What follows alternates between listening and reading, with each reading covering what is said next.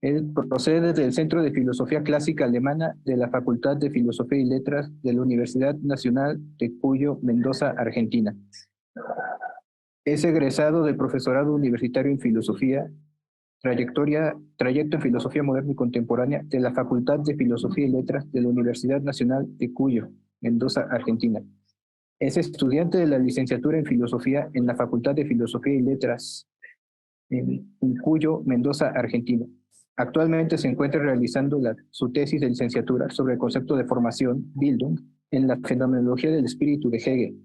Es de la Cátedra de Metafísica de la Facultad de Filosofía y Letras de Mendoza, Argentina. Miembro adscrito al Centro de Filosofía Clásica Alemana, CEFICLA, de la Facultad de Filosofía y Letras de Mendoza, Argentina. Becario del Consejo Interuniversitario Nacional de Argentina bajo un proyecto de investigación sobre la interpretación de Alexandre Kojev del concepto de Bildung en Hegel. Miembro estudiante investigador en proyectos de investigación 2022-2024, tales como Lógica del Tiempo y Cultura Transmoderna y la Temporalidad de la Conciencia de Karl Kant Hegel en la filosofía de Edgardo Albizu. El título de su ponencia es La recepción argentina de Hegel, Alejandro Korn, de 1860 a 1936. Gracias, Julio, por la presentación. Bueno, yo directamente voy a ir con la lectura de la ponencia. Cualquier cosa que no se escuche o se trabe, me avisan y repito. Bueno, mi ponencia se titula La recepción argentina de Hegel, Alejandro Korn, 1860 a 1936.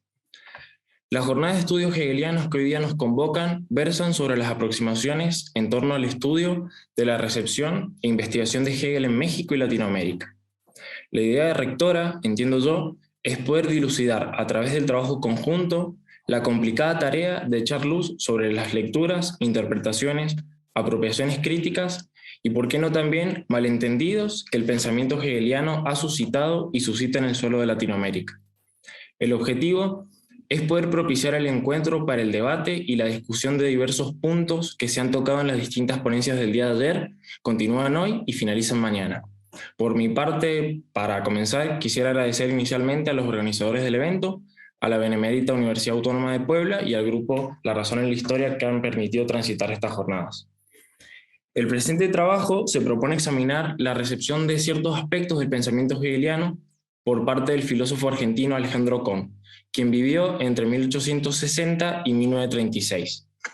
Primero se ofrecerá una sucinta semblanza de la vida de Korn, luego se analizarán las obras y pasajes seleccionados, enunciando las características generales en cuanto a la recepción de Hegel por parte del autor. Finalmente, en las conclusiones de este trabajo se destacarán las líneas principales de la interpretación de Korn con respecto a la filosofía hegeliana, que se desprenden de la lectura de dos textos, uno titulado Hegel y otro Hegel y Marx.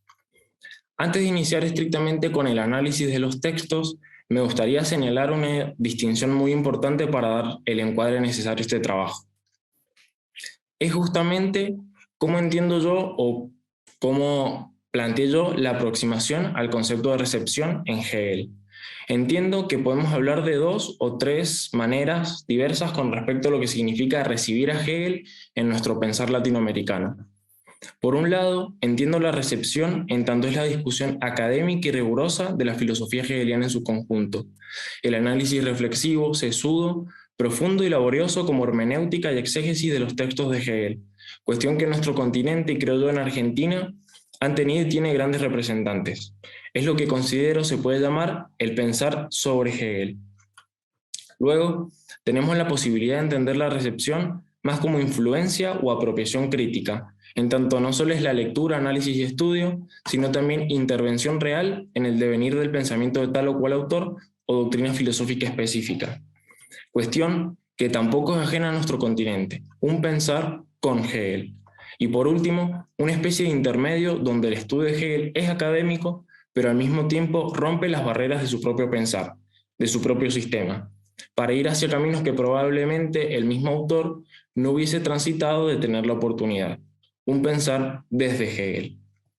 Entiendo que estas tres formas del pensar se dan muchas veces de manera conjunta y otras veces de manera separada.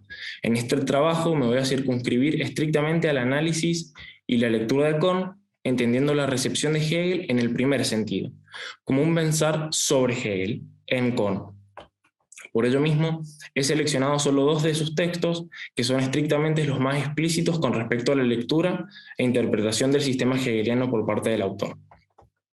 Brevemente voy a señalar algunas cuestiones sobre la vida de Alejandro Kohn.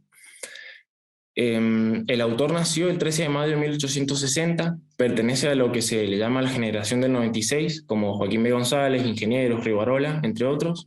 Si bien ellos son sus coetáneos, él pertenece a esta generación, es también un autor de transición a lo que se ha llamado la generación del centenario, haciendo alusión a los 100 años de la independencia argentina. Su formación es de carácter científico, estudió medicina y presentó una tesis sobre psiquiatría. Fue docente secundario y universitario. En esa labor es donde desarrolla la mayor parte de su producción filosófica a la luz de las ideas y nuevas dinámicas iniciadas por la reforma universitaria en Argentina de 1918, a la cual va a contribuir siendo rector de la Facultad de Filosofía y Letras de Buenos Aires. Allí critica y supera ciertos dogmas del positivismo, revalorando las posiciones idealistas y metafísicas. Fue también profesor de Historia de la Filosofía, de Gnoseología y de Metafísica. En 1931 ingresó al Partido Socialista, con el cual ya compartí ideas desde 1925. En 1930 deja su profesión como docente universitario formal, pero sigue impartiendo clases en los colegios libres y demás instituciones educativas. De esa época surgen los dos textos a tratar: Hegel, de 1931, que es la publicación escrita de una conferencia dictada por Kohn en el Colegio Libre de Estudios Superiores, y el segundo texto, Hegel y Marx, que es un curso dictado en la Escuela de Estudios Sociales Juan B. Justo en 1934. Ahora directamente iré a la lectura de los textos propiamente. El primer texto es Hegel. Como mencioné anteriormente, es la transcripción de una conferencia dictada por Kohn en el Colegio Libre de Estudios Superiores a razón del centenario de la muerte de Hegel en 1931. El autor comienza esta conferencia señalando que el espíritu que guía ese mismo texto es puramente didáctico y explicativo.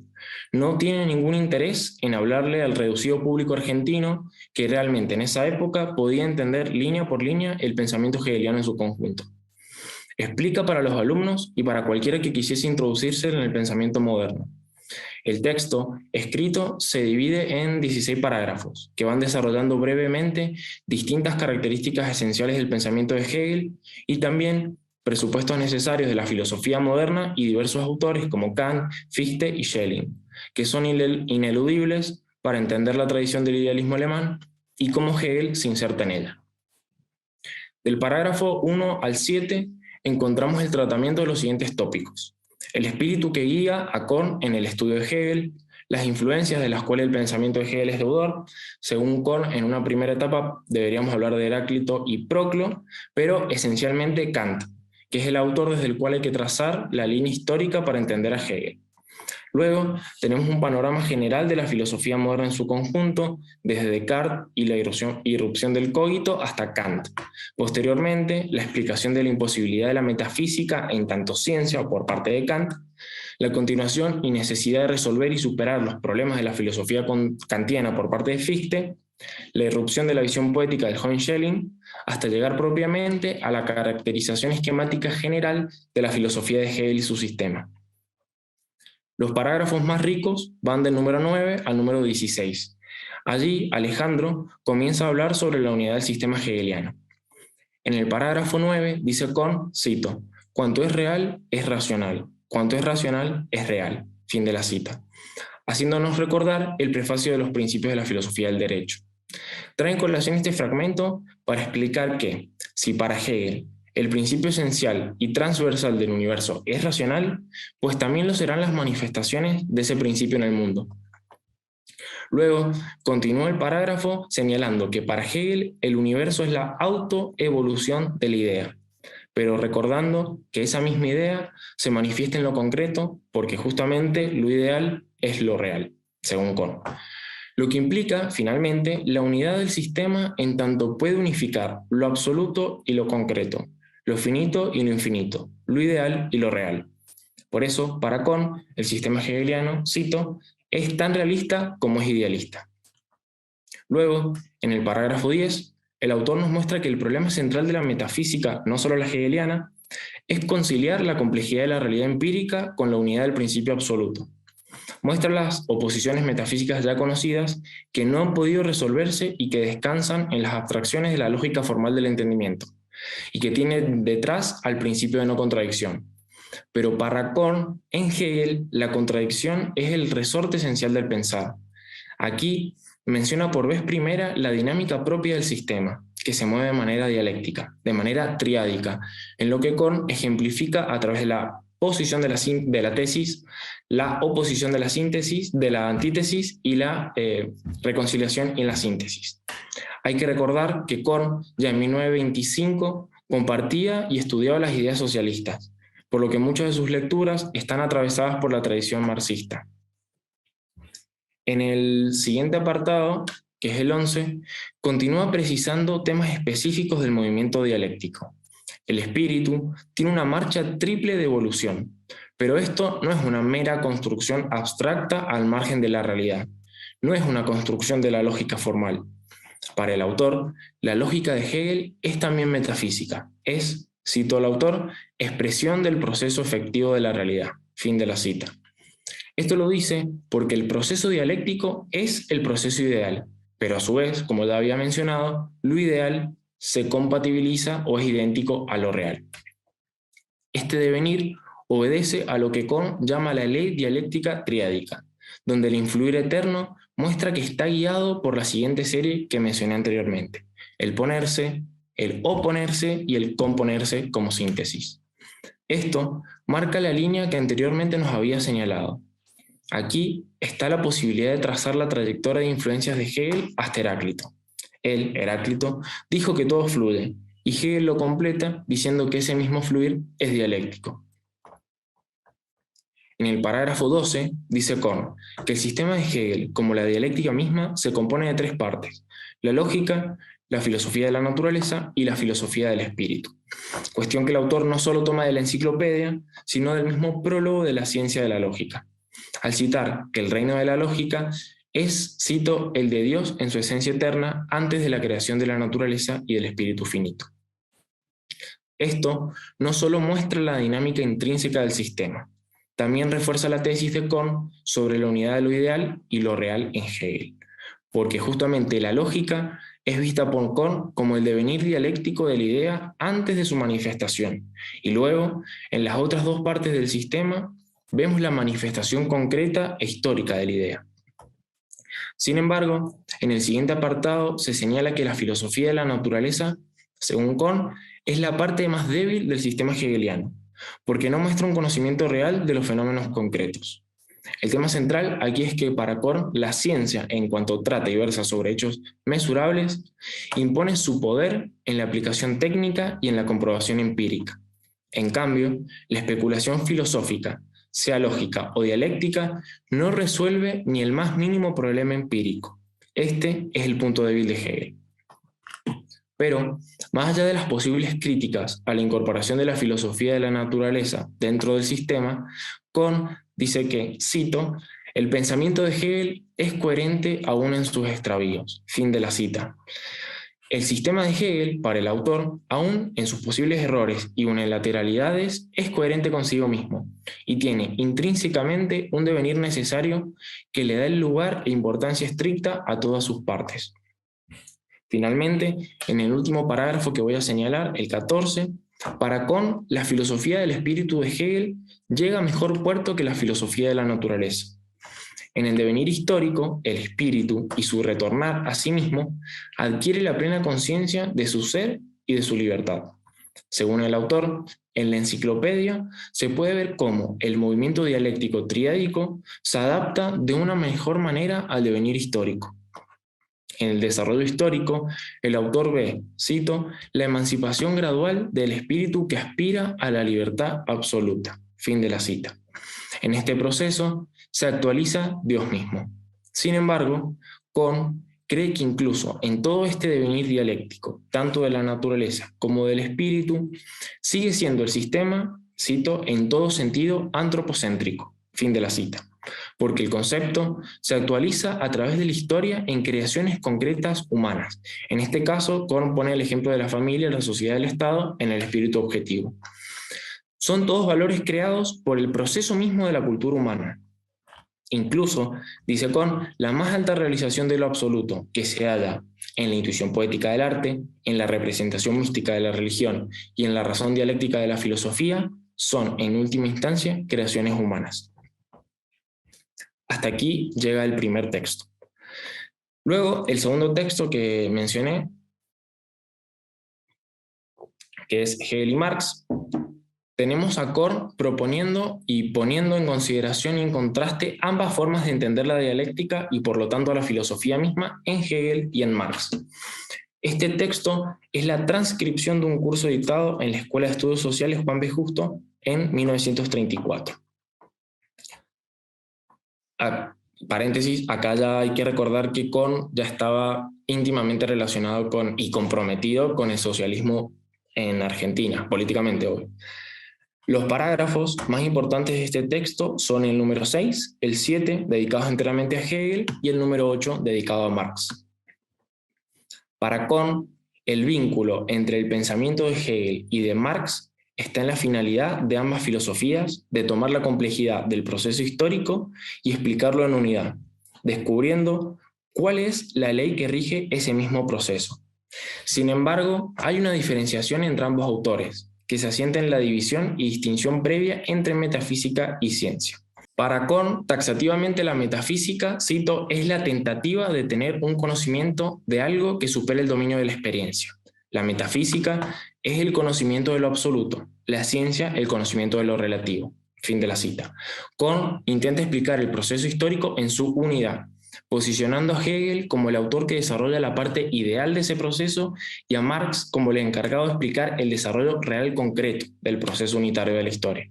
Esto, de igual modo, nos puede llevar a preguntar lo siguiente. Si para Hegel, según Korn, el acento está en lo ideal, como ideal extraexperiencial, entonces hablamos de metafísica y no de ciencia. Si Marx, al ver y poner hincapié en lo real e intraexperiencia, entonces hablamos de ciencia y no de metafísica. Pero al mismo tiempo que menciona esto, ya nos había señalado en el texto anterior que Hegel hace de lo ideal lo real y de lo real lo ideal, en comunión constante e indisoluble. ¿Cómo entonces conciliar las dos posiciones? ¿Cómo interpretar a los dos autores con una cierta unidad temática basada en la dialéctica, pero al mismo tiempo contrapuesta? Estas dudas, entiendo yo, se mantienen irresueltas a lo largo del texto. En el parágrafo 6 va a hablar sobre el método dialéctico de Hegel y su aplicación. Para Korn, el idealismo se basa en la premisa de que el ser es igual al pensar. Todo el sistema de Hegel se reduce al hecho de que la realidad es lo que concibe nuestra mente y fuera de ella no hay nada. Lo interesante en Hegel es la irrupción de un nuevo método que intenta desarrollar de manera lógica el llevar a nuestro espíritu la convicción de la verdad. El método dialéctico consiste en afirmar una tesis, contraponer una antítesis y unificar en la síntesis, según Korn. Este proceso se aplica al examen lógico de nuestras operaciones mentales, al proceso de la naturaleza y al proceso de la historia. La dialéctica es un método universal que muestra la evolución paulatina del espíritu en su manifestación. De allí induce Korn que el concepto de evolución que está detrás ha prevalecido hasta el siglo XIX e incluso en su presente filosófico sigue vigente. El devenir, sea natural, sea histórico, sea social, tiene una ley específica que lo rige. El principio activo del devenir, que moviliza y da vida a todo el proceso, es la idea que describe su propia trayectoria. Cito, reposando primero en sí misma, oponiéndose después en la naturaleza y liberándose en la síntesis espiritual. Luego, en el siguiente apartado, que es el 7, para Korn dice Korn sobre Hegel que Dios se manifiesta en la historia humana y de la naturaleza, donde se desenvuelve la idea absoluta, en tanto lo absoluto no existe fuera de lo concreto. También llega a la conclusión que los principios éticos tienen su realización suprema en el Estado, que tiene, según Korn, un carácter autoritario y donde el individuo queda sometido a los intereses de la colectividad. En el último parágrafo, Korn habla de Marx en constante comparación con Hegel. En la entraña misma del proceso histórico existe un conflicto constante. En Hegel, ese desarrollo histórico surge del contraste de conceptos opuestos. Lo que moviliza la historia es el conflicto de conceptos. En cambio, en Marx, el aspecto íntimo de este proceso es el que cambia. Hay conflictos de hechos que son concretos, reales y económicos, que mueven todo el proceso histórico. Cuando Hegel dijo que lo ideal es lo real, según Korn, quiso significar que el proceso espiritual constituye la realidad. Sin embargo, la posición filosófica de Marx, según el autor, deviene de la visión positiva de la realidad, no la metafísica. Para Korn, Marx abandona la concepción metafísica de Hegel, pero sosteniendo todavía el concepto de evolución, el método dialéctico y la necesidad de referir el proceso histórico a un factor último que imprime una dirección continua y unitiva a la historia humana. Brevemente, muy cortito, voy a leer las conclusiones, que es poquito. A modo de conclusión, solo retomaré brevemente las características generales que hemos rastreado en estos dos textos. Para Korn, en Hegel encontramos los siguientes puntos. El universo, como totalidad de lo existente, es la autoevolución de la idea. Esa misma idea se manifiesta indudablemente en lo concreto. Esto implica la unidad entre lo ideal y lo real. Además, esta unidad es también racional, no solo por la unidad entre el ser y el pensar, que está de presupuesto, sino porque el principio mismo, transversal al universo, es racional. Entonces, las manifestaciones de ese principio también lo serán. La dinámica de este manifestarse o de la autoevolución está regida por una ley dialéctica triádica que modela un proceso continuo que va desde la tesis hacia su antítesis y la posterior síntesis de las contradicciones. El sistema hegeliano se divide en tres partes: lógica, filosofía de la naturaleza y filosofía del espíritu. La lógica para Kohn muestra la dinámica que se va a manifestar en el proceso efectivo de la realidad. La filosofía de la naturaleza es la parte más débil del sistema porque no puede explicar de manera coherente nada fáctico ni empíricamente concreto. En cambio, la filosofía del espíritu es la fortaleza más grande del sistema, es la aspiración a la libertad absoluta en la superación de las contradicciones. Sin embargo, todo el sistema hegeliano es caracterizado por Kohn como antropocentrismo, porque se va liberando y volviendo a sí mismo en las propias concreciones históricas y culturales que finalmente son humanas.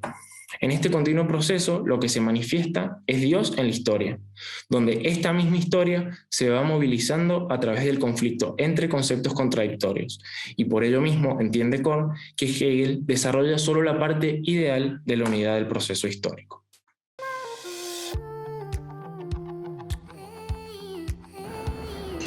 Escape to the genuine Mayan culture at Tulum, Mexico. Casa Bix Abil was inspired by ancient Mayans' way of life, originated in the 12th century. The name Bixabil means, "How is your path in life?" Those are the words used by Mayans people to say, today in modern culture, hello. The meaning of our place, it's invite you to reflect your path in life by experiencing the unique Mayan stay. Live in a Bix Abil community, feel at home. Our place offers you the opportunity to connect to other people by Mayans experience. Perfect to families and friends for travel. Kids welcome and friends groups until 6 persons by room.